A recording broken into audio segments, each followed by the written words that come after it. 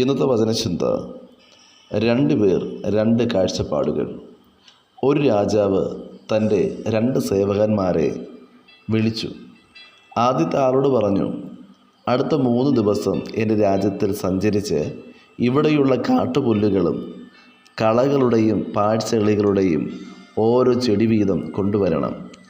അടുത്ത ആളോട് പറഞ്ഞു, താങ്കൾ പോയി എൻ്റെ രാജ്യത്തെ പൂക്കളുള്ള ചെടികളുടെ ഓരോന്ന് എനിക്ക് കൊണ്ടുവരണം.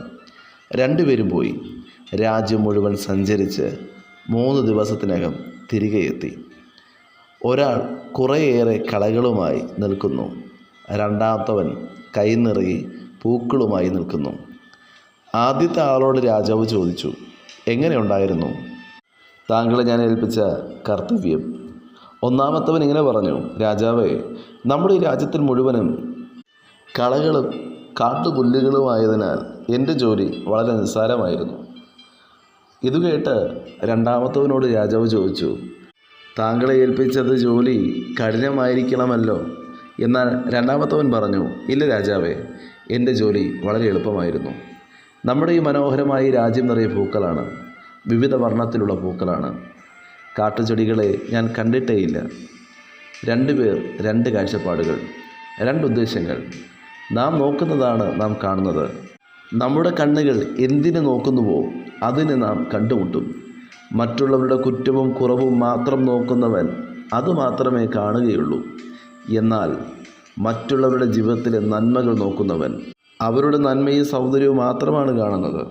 കുറവുകൾ കാണുന്നവർ അതെല്ലാം കൂടെ ശേഖരിച്ച് അവരുടെ ജീവിതം തന്നെ തകർന്ന് നഷ്ടപ്പെടുന്നത് അവരുടെ തന്നെ സുഗന്ധവും സമാധാനവുമാണ്. മറ്റുള്ളവരെ വഴിചാരിയും അവരുടെ കുറ്റങ്ങൾ മറ്റുള്ളവരോട് പറഞ്ഞും അവർ ജീവിക്കുന്നു. നാളുകളായി പലരുടെ അടുത്ത് നിന്ന് ശേഖരിച്ച മുള്ളുകളുമായി അവർ നടന്ന് അനേകരെ മുറിപ്പെടുത്തുന്നു. അത് അവരുടെ ശീലമാണ്. അതില്ലാതെ അവർക്ക് ജീവിക്കുവാൻ കഴിയുകയില്ല. അവർക്കും സമാധാനമില്ല, അവരുടെ അടുത്തുള്ളവർക്കും സമാധാനമില്ല. എന്നാൽ നാം പൂക്കളെ കാണേണ്ടവരാണ്. മറ്റുള്ളവരുടെ നന്മ കാണുന്നവരുടെ ജീവിതം തന്നെ സുഗന്ധമയമാണ്. അവർക്കുള്ളിൽ സമാധാനമുണ്ട്.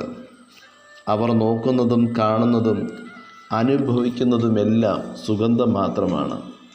അവരുടെ മനസ്സ് സന്തോഷിച്ചുകൊണ്ടേയിരിക്കും. അവർ ചെറിയ സന്തോഷങ്ങളെയും അവഗണിക്കുകയില്ല. അവർ സകലരുടെയും സകലത്തിൻ്റെയും നല്ല ഗുണങ്ങൾ തിരിച്ചറിഞ്ഞ് അംഗീകരിക്കുന്നു. അവരാണ് സൗഖ്യമാക്കുന്നവർ. അവരാണ് ഒരു രാജ്യത്തെ മനോഹരമാക്കുന്നത്. അവർക്ക് മുള്ളുകളെ നോക്കി നിന്ന് പാഴാക്കുവാൻ സമയമിനിയില്ല.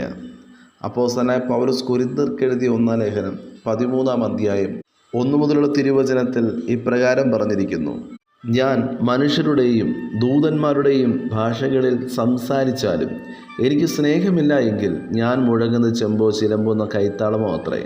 എനിക്ക് പ്രവചനപരമുണ്ടായിട്ടും സകല മർമ്മങ്ങളും സകല ജ്ഞാനവും ഗ്രഹിച്ചാലും മലകൾ നീക്കുവാൻ തക്ക വിശ്വാസമുണ്ടായാലും സ്നേഹമില്ല എങ്കിൽ ഞാൻ ഏതുമില്ല. എനിക്കുള്ളതെല്ലാം അന്നദാനം ചെയ്താലും എൻ്റെ ശരീരം ചുടുവാൻ ഏൽപ്പിച്ചാലും സ്നേഹമില്ല എങ്കിൽ എനിക്ക് ഒരു പ്രയോജനവുമില്ല. സ്നേഹം ദീർഘമായി ക്ഷമിക്കുകയും ദയ കാണിക്കുകയും ചെയ്യുന്നു. സ്നേഹം സ്പർശിക്കുന്നില്ല, സ്നേഹം നിഗളിക്കുന്നില്ല, ചീർക്കിക്കുന്നില്ല, അയോഗ്യമായി നടക്കുന്നില്ല, സ്വാർത്ഥം അന്വേഷിക്കുന്നില്ല, ദോഷപ്പെടുന്നില്ല, ദോഷം കണക്കിടുന്നില്ല, അനീതിയിൽ സന്തോഷിക്കാതെ സത്യത്തിൽ സന്തോഷിക്കുന്നു, എല്ലാം പൊറുക്കുന്നു, എല്ലാം വിശ്വസിക്കുന്നു, എല്ലാം പ്രത്യാശിക്കുന്നു, എല്ലാം സഹിക്കുന്നു. സ്നേഹം ഒരു നാളും ഊർന്നു പോകുന്നില്ല. പ്രവചനപരമോ അത് നീങ്ങിപ്പോകും, ഭാഷാപരമോ അത് നിന്നുപോകും, ജ്ഞാനമോ അത് നീങ്ങിപ്പോകും.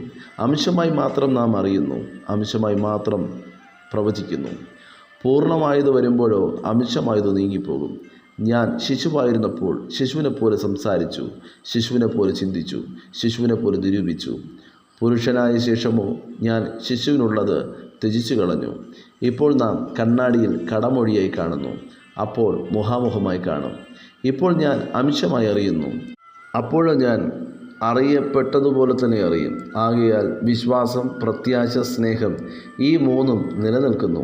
ഇവയിൽ വലുതോ സ്നേഹം തന്നെ. വചനം ശ്രവിക്കുന്ന പ്രിയ ദൈവജനമേ, മുന്നോട്ട് നല്ല കാഴ്ചകൾ കാണുവാൻ, നന്മ കാണുവാൻ, നന്മ വിതച്ച് നന്മയെ കൊയ്യുവാൻ വചനം ശ്രവിക്കുന്ന ഏവർക്കും കർത്താവ് കൃപയും അധികാരവും നൽകുമാറാകട്ടെ. God bless you. ആമേൻ.